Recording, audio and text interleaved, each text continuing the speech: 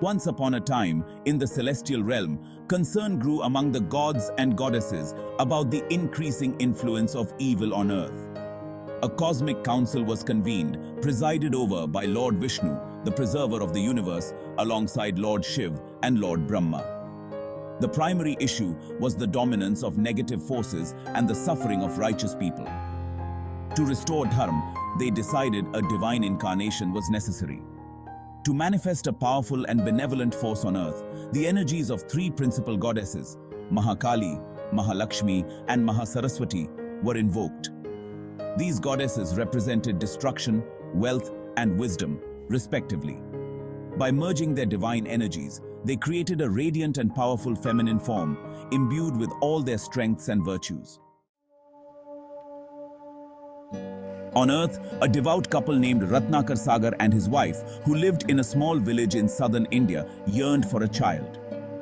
Known for their piety and devotion, they performed rituals and prayed for a blessing from the gods. One auspicious day, while they were engaged in intense prayer, they were visited by a divine vision, promising them a daughter of divine incarnation. Shortly after, Ratnakar's wife conceived and gave birth to a beautiful baby girl named Trikuta. From the moment of her birth, it was clear that Trikuta was no ordinary child.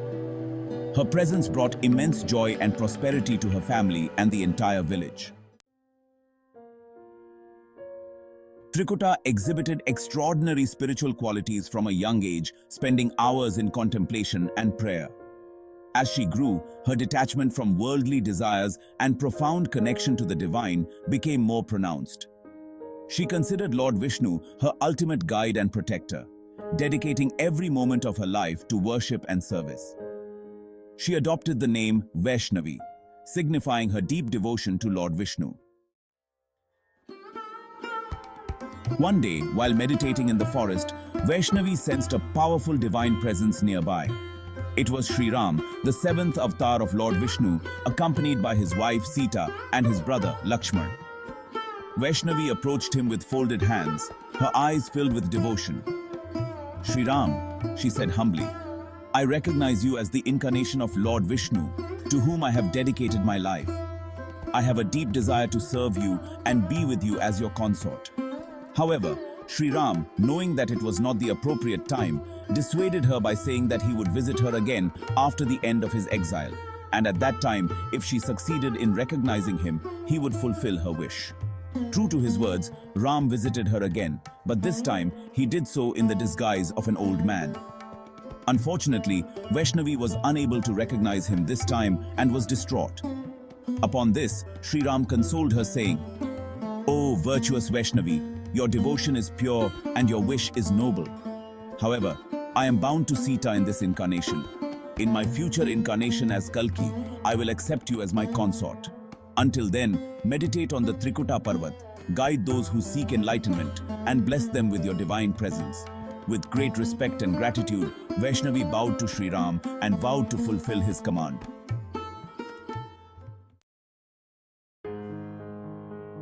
Following Shri Ram's advice, Vaishnavi journeyed to the Trikuta Parvat. Upon reaching the mountains, she found a secluded cave perfect for her meditation and spiritual practices. As word of her divine presence spread, people from neighboring areas began visiting her for blessings, guidance, and solace. She performed numerous miracles, healing the sick, alleviating suffering, and providing wisdom to the spiritually lost. Her fame as a compassionate and powerful goddess grew, and she became known as Mata Vaishno Devi. Her presence brought peace and attracted seekers and devotees from afar. One such devotee was Pandit Sridhar, a devout Brahmin from a nearby village, known for his unwavering faith and staunch devotion to Shakti. He often performed rituals and prayers, seeking blessings for the welfare of his family and community. One night, he had a vivid dream where a radiant figure appeared before him, instructing him to organize a grand feast for the villagers. Sridhar was puzzled, but decided to follow the divine command.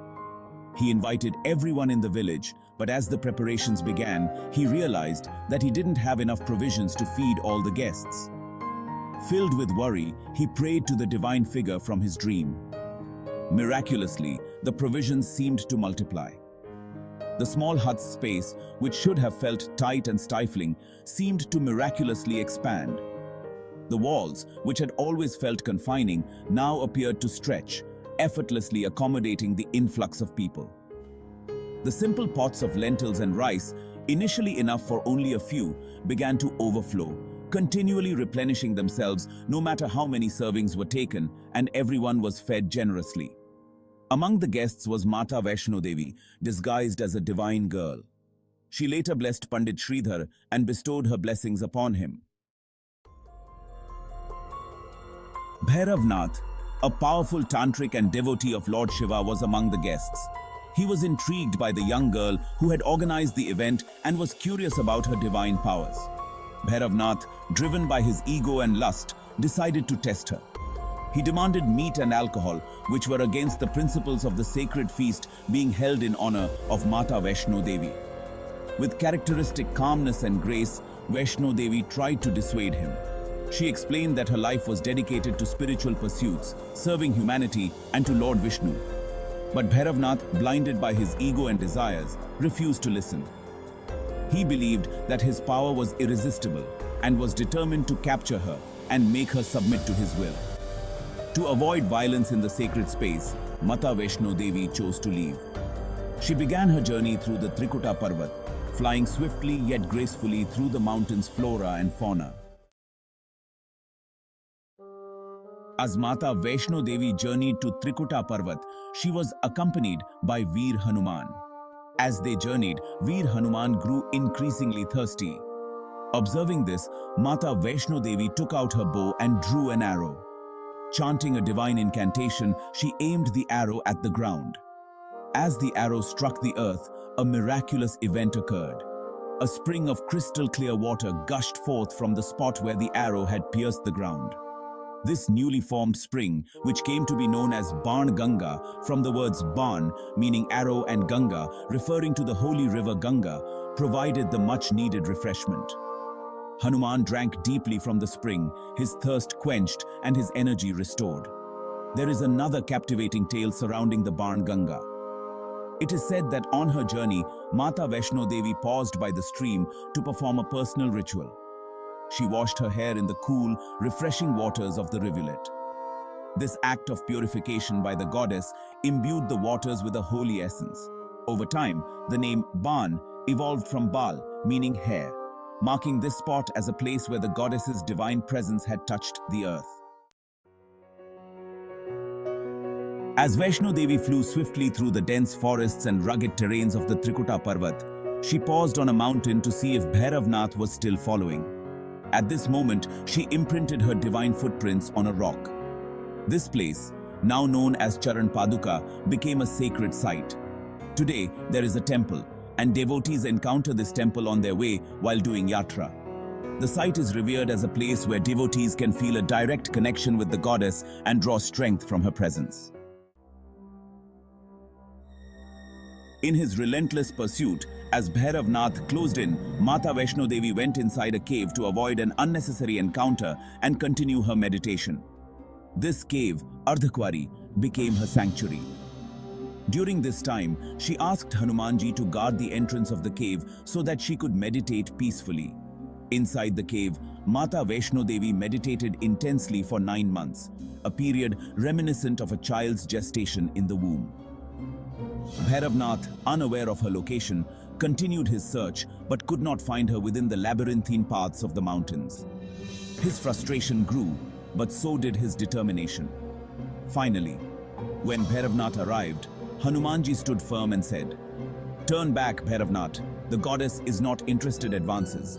Leave or face the consequences." Driven by ego, Bhairavnath ignored the warning, leading to a fierce battle. Bhairavnath wielded his mystical powers, summoning dark energies and casting spells. But Hanumanji, with his unparalleled strength and devotion, countered every attack with ease. Divine intervention.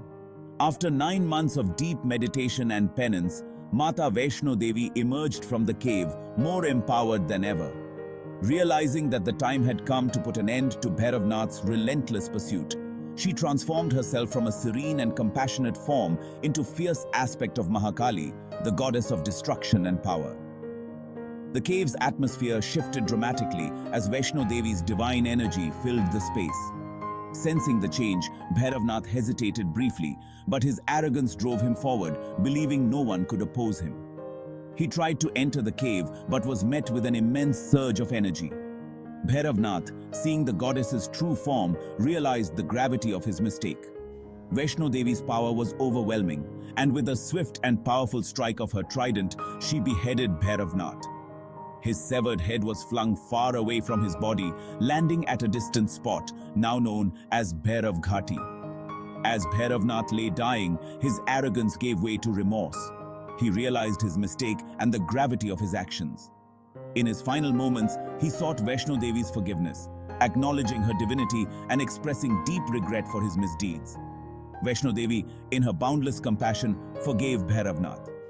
She granted him liberation, moksha, and assured him that his soul would find peace.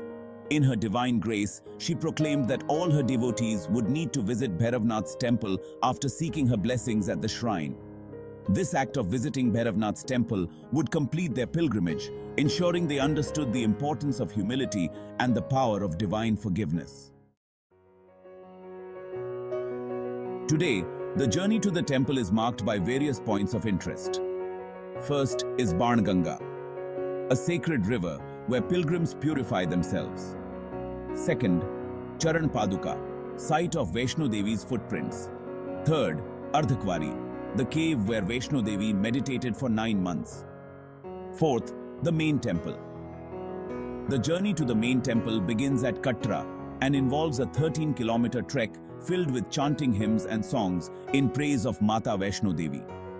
It is said that Mata Vaishno Devi continues to meditate within the 3 pindis as Mahakali, Mahalakshmi and Mahasaraswati inside the temple cave.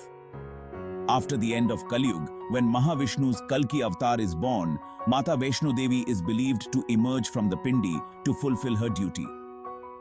Finally, the Bhairavnath temple, located 2.5 kilometers from the main shrine, symbolizes the final test of devotion, where pilgrims seek forgiveness and acknowledge Mata Vaishno Devi's mercy. Thus, the story of Mata Vaishno Devi serves as a timeless lesson of devotion, the triumph of good over evil and the boundless compassion of the Divine Mother. The sacred cave continues to be a revered pilgrimage site, attracting millions of devotees seeking her blessings and spiritual guidance. See you next time with more of this type of content. Subscribe and hit the bell icon to receive notifications for our upcoming captivating stories.